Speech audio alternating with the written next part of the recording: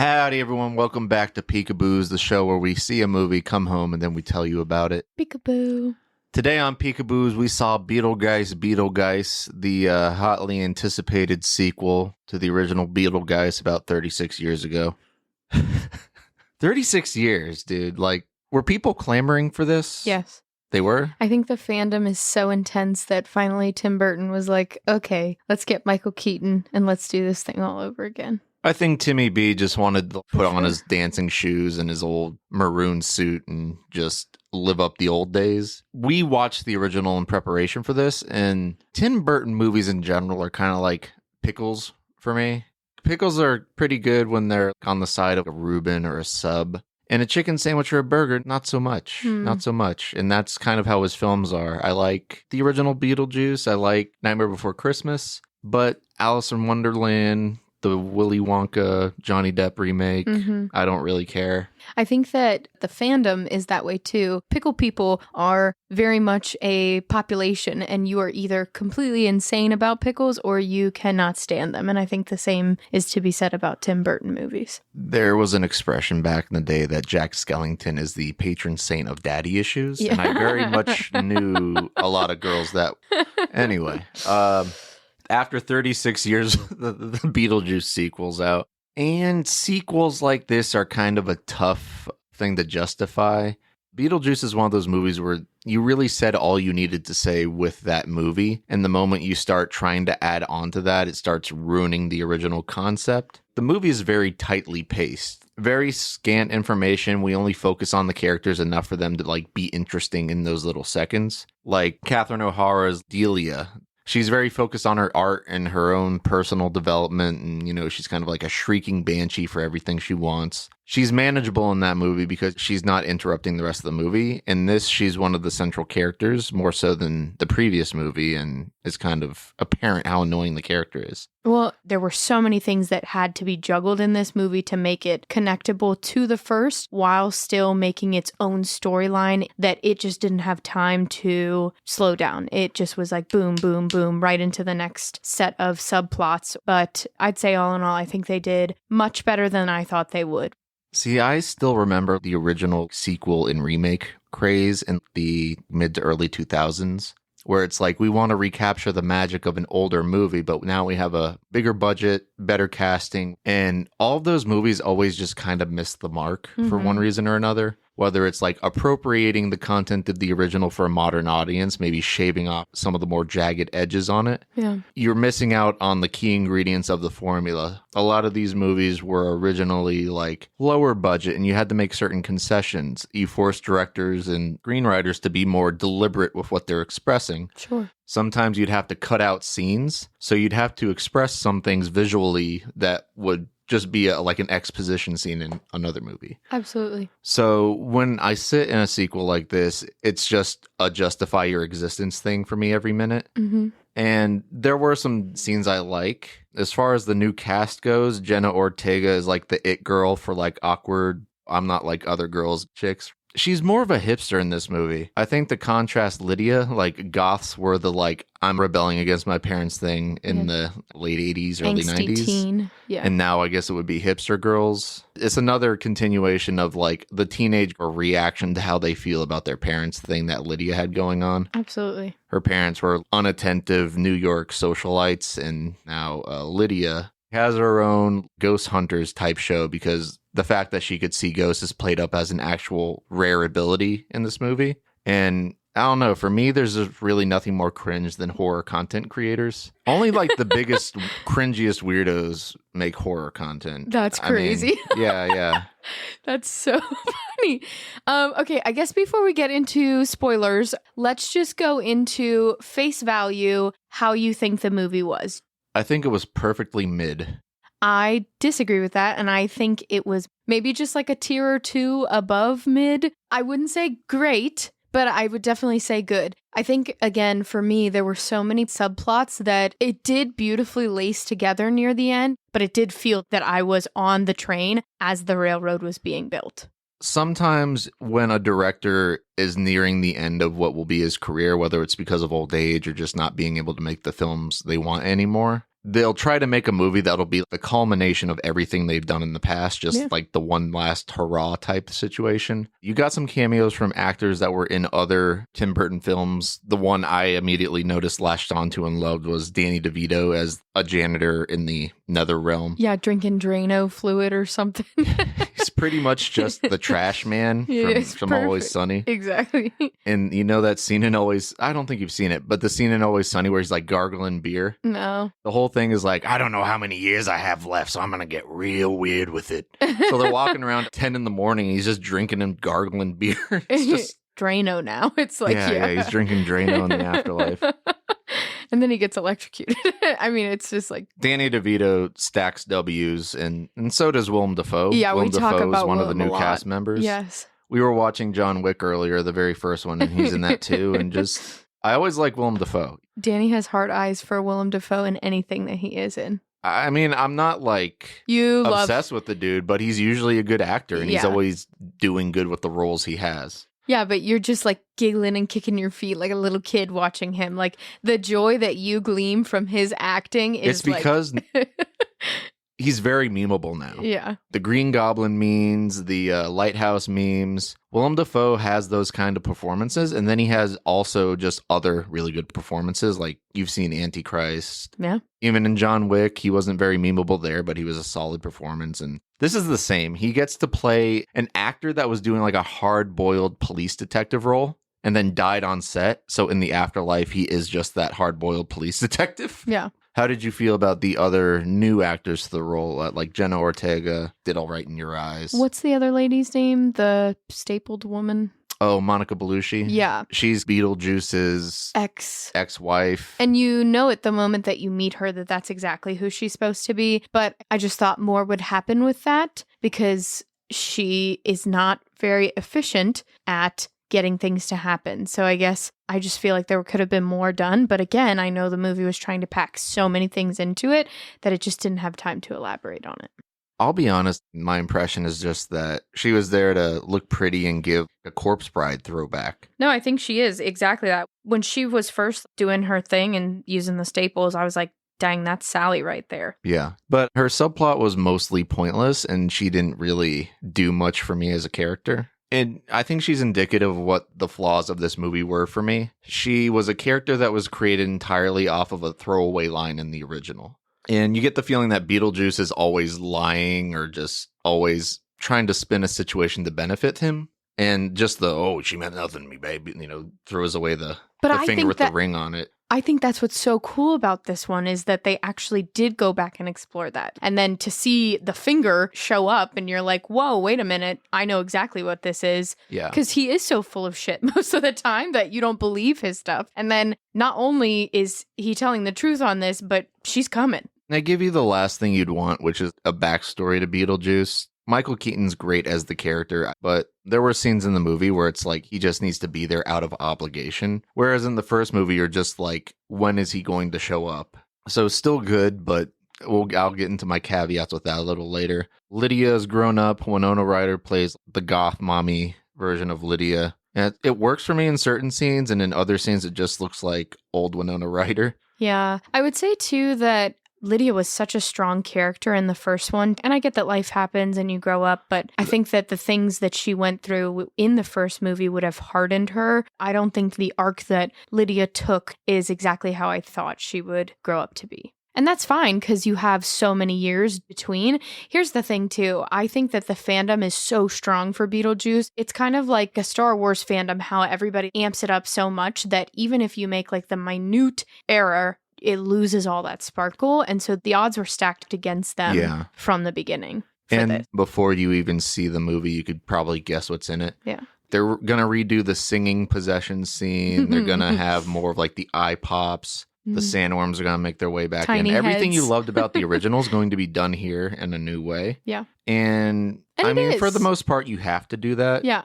But on the other side, like you also need to add entirely new, fresh, original things. And I think that they did. And when some of those moments did actually rear their head, like the singing scene came back, I felt like it was actually pretty appropriate. Yeah, it was. So were there any other actors you liked? I liked everybody. I have never seen Jenna Ortega in anything pre this. I know there was the Wednesday craze, but I haven't seen her in a large role like this, and so I have nothing to compare it to, but I think she was perfectly fine in this role. But again, I haven't fallen into the Wednesday craze or any of the other things she's done. I know that she has a huge fandom right now. Kind of in a similar place as Sydney Sweeney, where like you can't disassociate the hype from actual relevance. But it makes sense that she's in this movie. It's a great addition to the cast. Yeah, I mean, and Catherine O'Hara was perfectly crunchy and still strange and still everything that Catherine O'Hara's agent well. Yeah, she is. You know, she's got to be in at least her 70s at this point. Yeah, I mean, she killed it. Yeah. It was exactly what she needed to do. Her part, perfect. And to that point, I do actually enjoy the dynamic of these three generations of women bouncing back and forth. Because Lydia's grown out of her rebellion phase, so she's not as pins and needles towards Delia as she was in the first movie.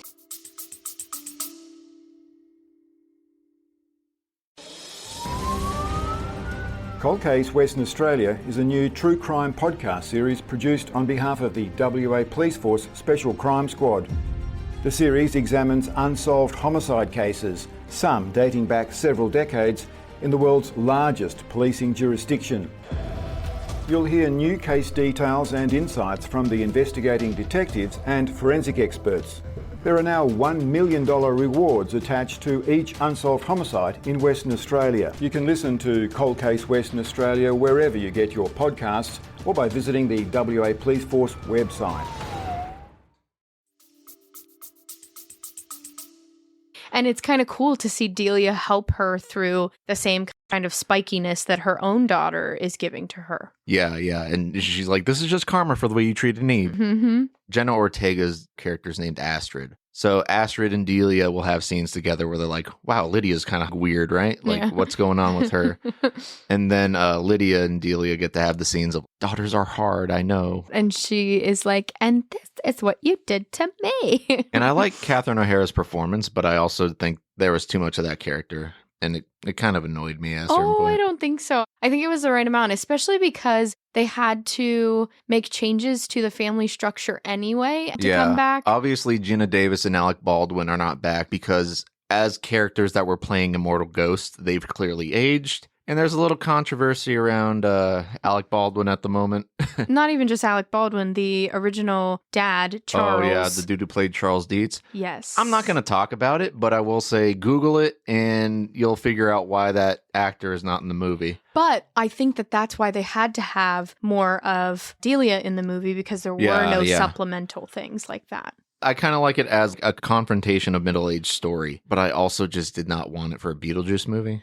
Because it seems like he's also going through slump too. How so? Until the plot of the movie really starts taking off, there are some Beetlejuice scenes and they're just kind of boring. Yeah. Just to establish what his status quo is now. Yeah. I don't know if this is a spoiler, but he seems to have taken Juno's job. I think Willem Dafoe has taken Juno's job. And I think that Beetlejuice has kind of just created his own department with people he took. To me, it seems like he's just ingratiated into the dull bureaucratic world of the afterlife at this point. I don't really have a lot to say about the other aesthetic things. Danny Elfman obviously is back doing the music. It's good. Yeah. I mean, the original score was iconic. I also just don't want to do a traditional critique of, like, you know, what did the effects look like? What did the filmography look like? I feel like a lot of the fun of this movie and the original is just that you're along for the ride and you're not thinking too hard about any of it. Because the moment you try to crack that open and make more sense of it, it becomes less fun immediately. Like, what's the power scaling in the Beetlejuice world? Why is Beetlejuice able to do things that regular ghosts aren't? Is it because he's been dead longer? Does he know the rules better? So let's just get into it. Let's go full spoilers now because we've kind of danced our way around it as much as we can. So I'd say you can see this from anywhere if you're interested. I wouldn't go to the theater for it. Yeah. But that's just me. Well, I love the Alamo, so go Alamo Drafthouse. Not a sponsor, but someday they will be. We love the Alamo, and it was perfect in that setting. But I would agree in the sense that if you are on the fence of seeing it in theaters, just wait until it comes out. You're really not missing much. Yeah. Also, I'll give my own shout to Alamo Drafthouse. Eric and I went back and watched Alien Romulus again after the episode, and that was definitely the way to see that movie. Yeah.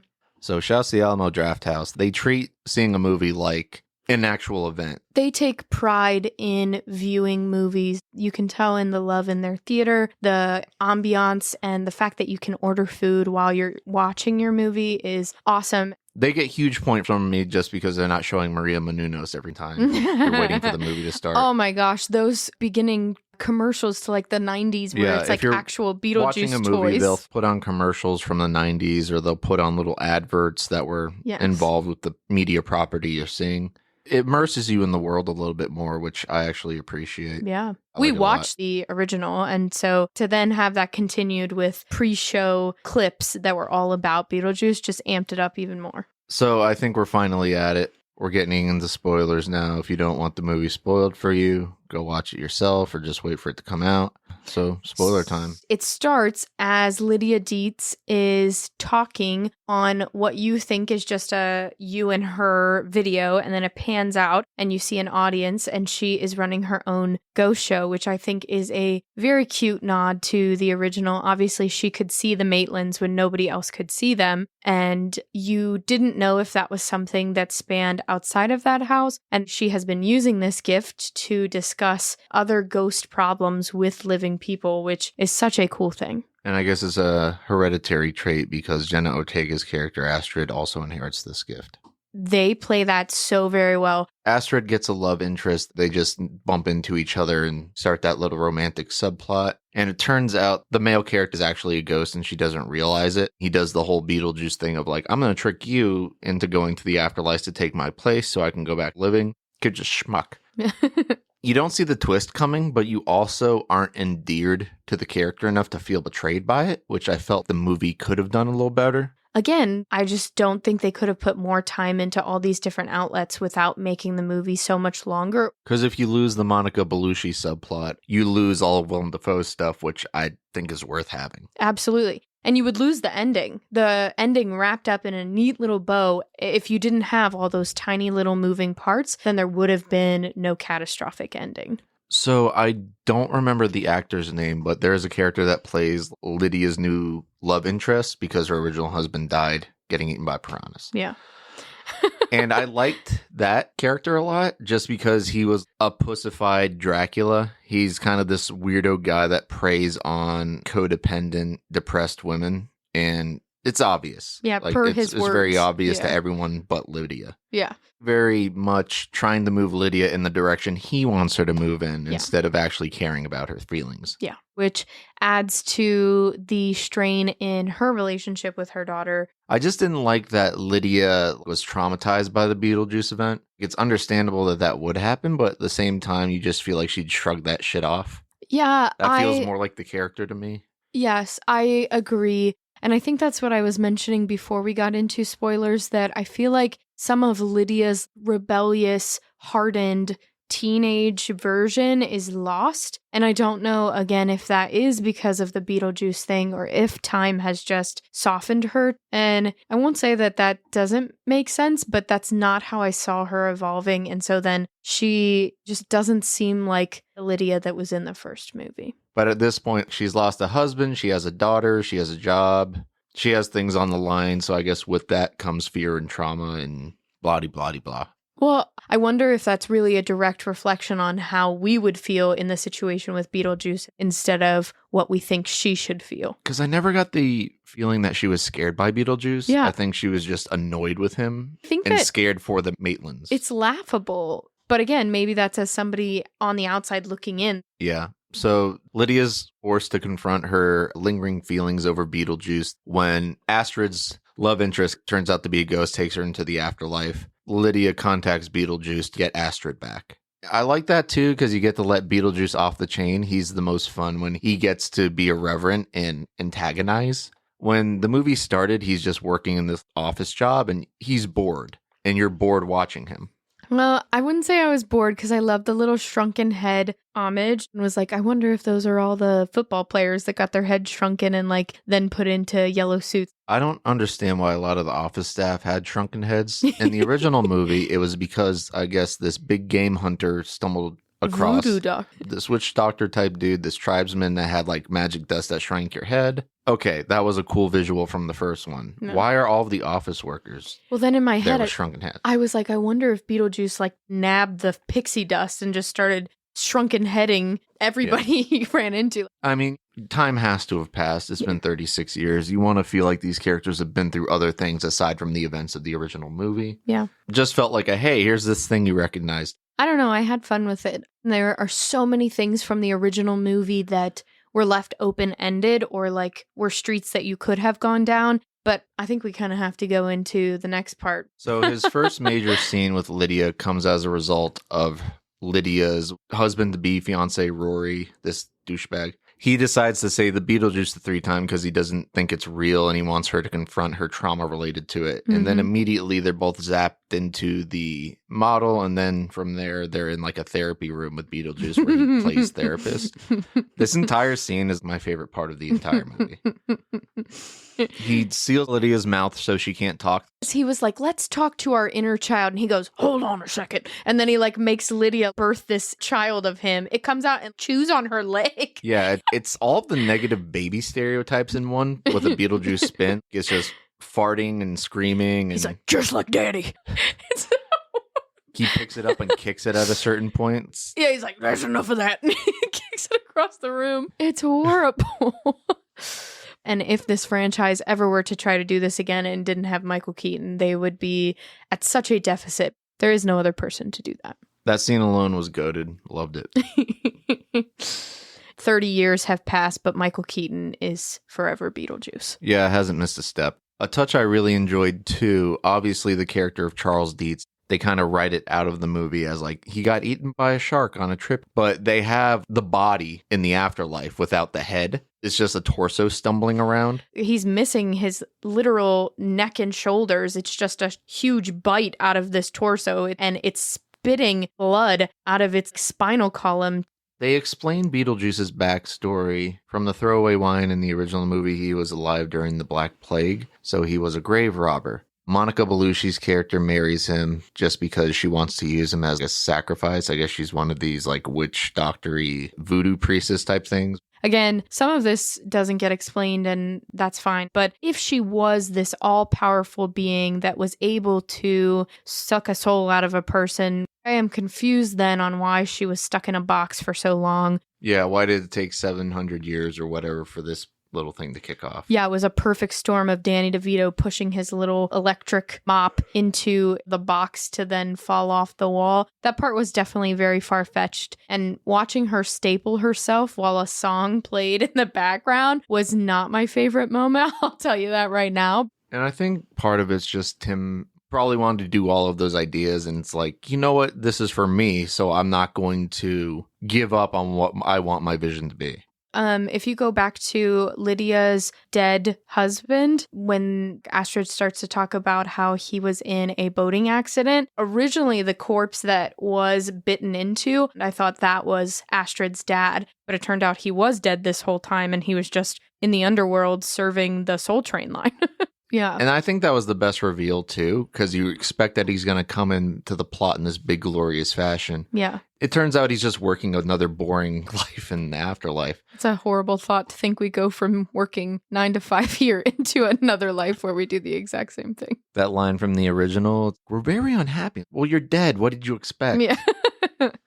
He still has the piranhas attached to him in the afterworld, underlife, whatever. A lot of the characters in the afterlife are mutilated and very clearly stuck in the way that they died. So a little later on in the movie, they get like a heart-to-heart. Lydia sits down with her dead husband and their daughter, and it's this heartwarming scene. But the joke is that the piranhas are on him, gnawing at him. Yeah, you can just hear the fishes flapping like their little tails are like flapping against his jacket and flesh, and you can hear them chewing the whole time he's having this beautiful moment. I come and visit you. I see you guys often. I check in to make sure you're okay. You guys need to live for yourselves and enjoy the rest of your lives, and all the while these cartoon fish are like gnawing at the dude.